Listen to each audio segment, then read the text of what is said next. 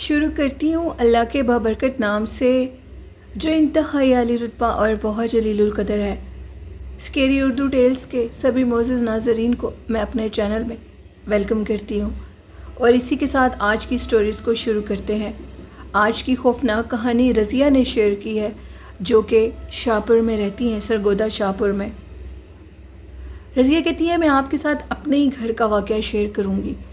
اس time میری age 58 years ہے، اور یہ بات تب کی ہے جب میں چھوٹی تھی۔ یعنی وہ کہتی ہیں کہ 1965 کی جو جنگ ہوئی تھی اس کے دوران یہ واقعہ پیش آیا جو میں آپ کے ساتھ شیئر کروں گی، اور تب میری عمر زیادہ سے زیادہ 10 سے 12 سال ہوگی۔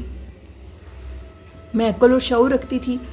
بہن بھائی 2 چھوٹے تھے مجھ سے اور میں بڑی تھی، ایک میری بہن اور ایک میرا بھائی تھا۔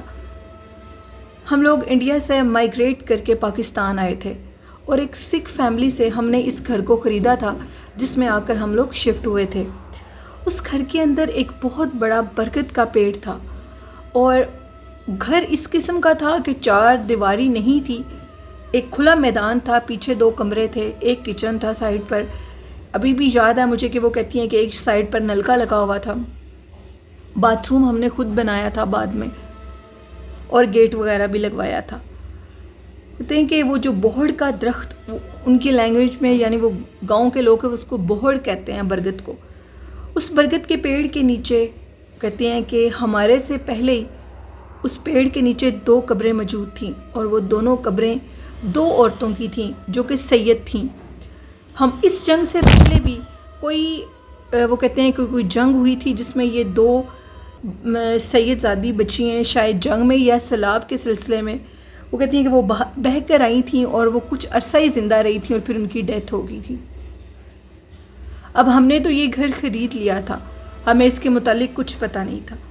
کہا جاتا تھا کہ اس گھر کے اندر وہ جو 2 قبریں ہیں، برگد کے پیڑ کے اوپر 2 میاں بیوی جن اور جنی رہتے ہیں جو کہ اس قبر کی مسلسل صفائی رکھتے ہیں۔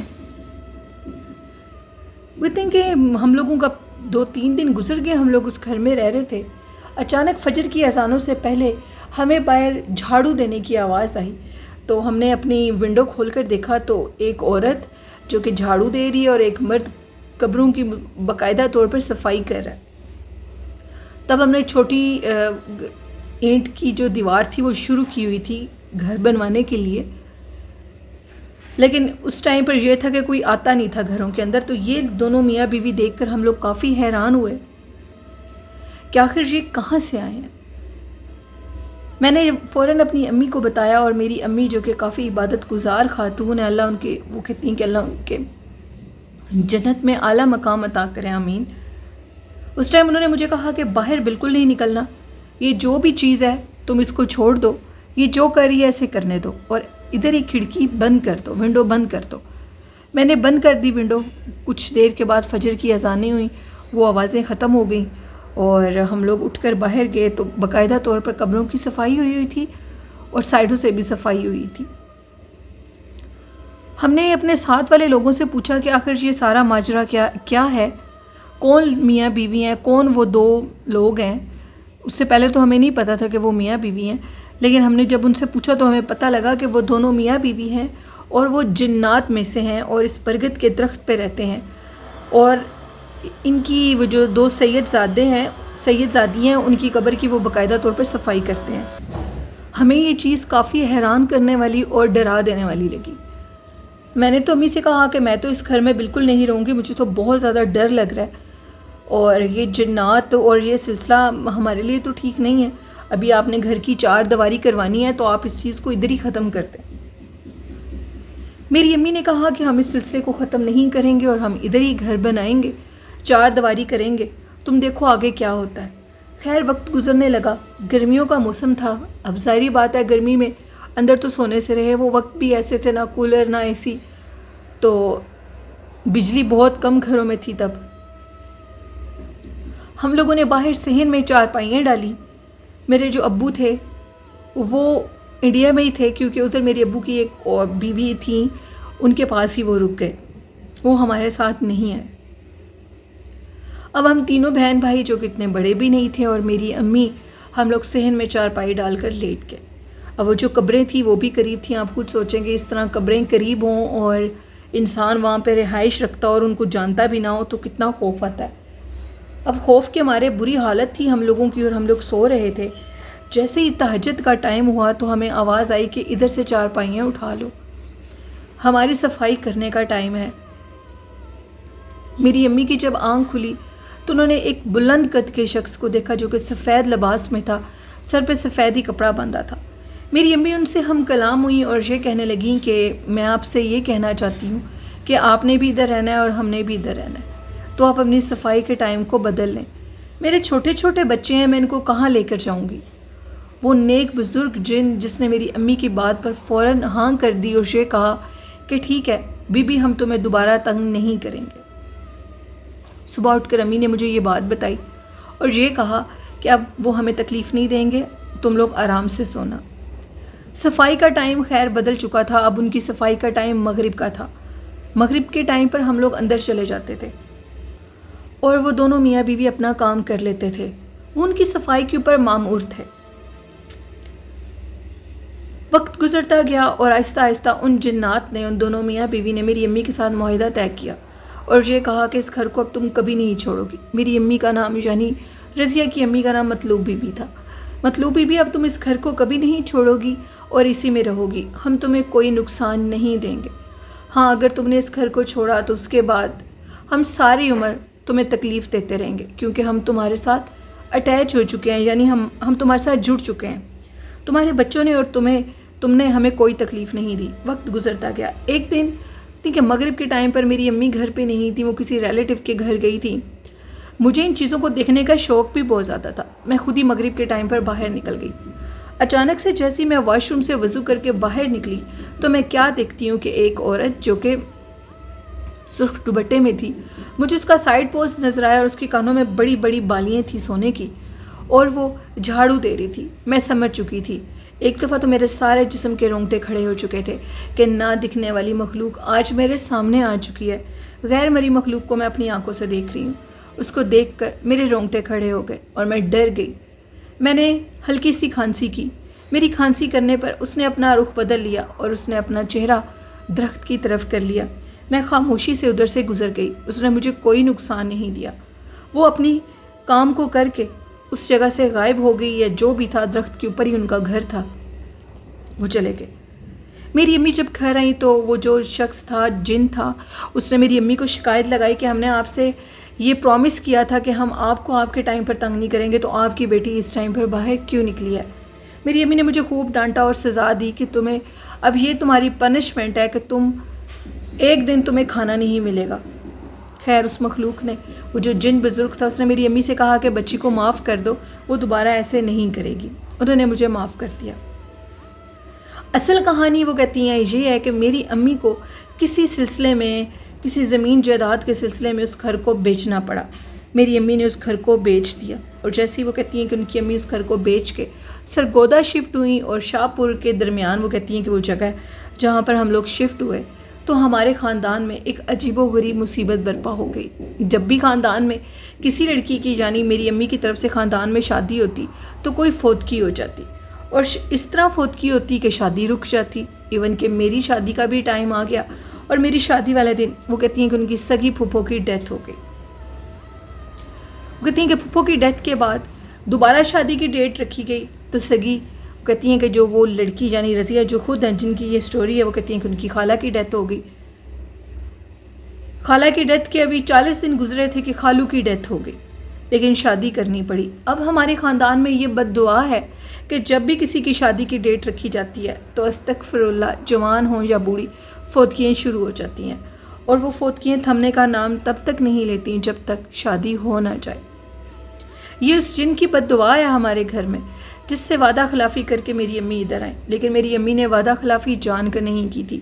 یہ وعدہ خلافی اس لیے کی تھی کہ میرے باقی جو رشتہ دار تھے وہ سارے سرگودا اور شاہ پور کے درمیانی راستے میں رہتے تھے اور ہم لوگوں کا گھر کافی دور تھا، جس کی وجہ سے یہ پرابلم ہمیں پیش آئی اور ہم نے اس گھر کو چھوڑ دیا.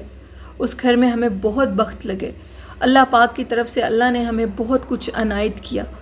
وہ بزرگ جن اور اس کی بیوی میری امی کو آنے والے ہر چیز کے متعلق آگاہ کر دیتی تھیں. ہر خطرے کے متعلق آگاہ کر دیتے تھے، لیکن ہم سے وہ غلطی ہوئی اور اس غلطی کو آج تک ہم لوگ پچھتاتے ہیں۔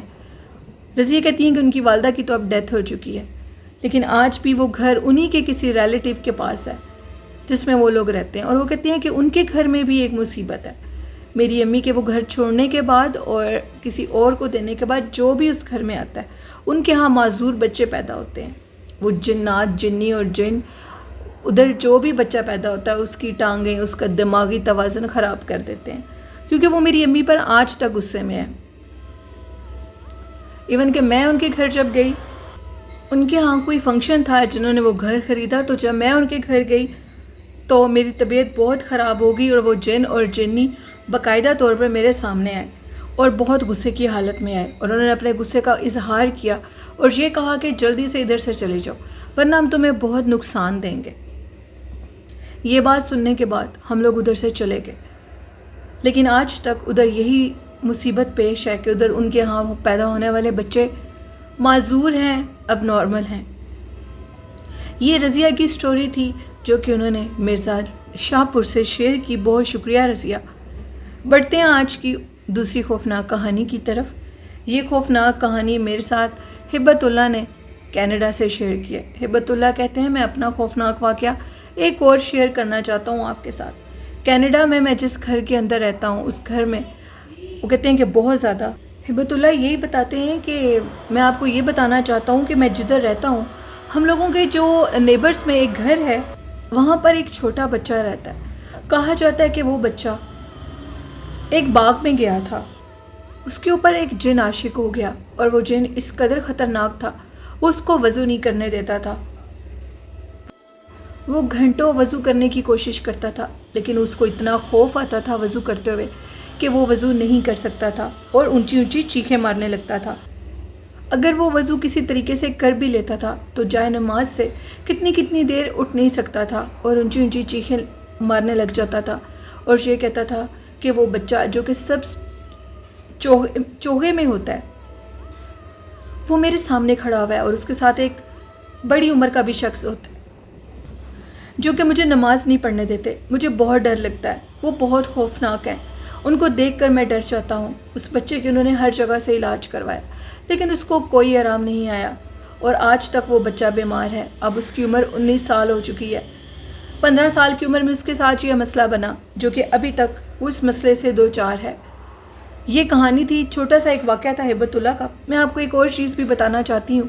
ہم لوگوں کے کچھ جاننے والے تھے جنہوں نے ایک درخت کاٹ دیا تھا اور اس درخت کو کاٹنے کے بعد ہر رات اس شخص کے ہاتھ خون سے بھر جاتے تھے اور اس کے جسم کے اوپر باقاعدہ طور پر ناخنوں کے نشان ہوتے تھے اور وہ بہت زیادہ خوف زدہ ہو جاتا ہے۔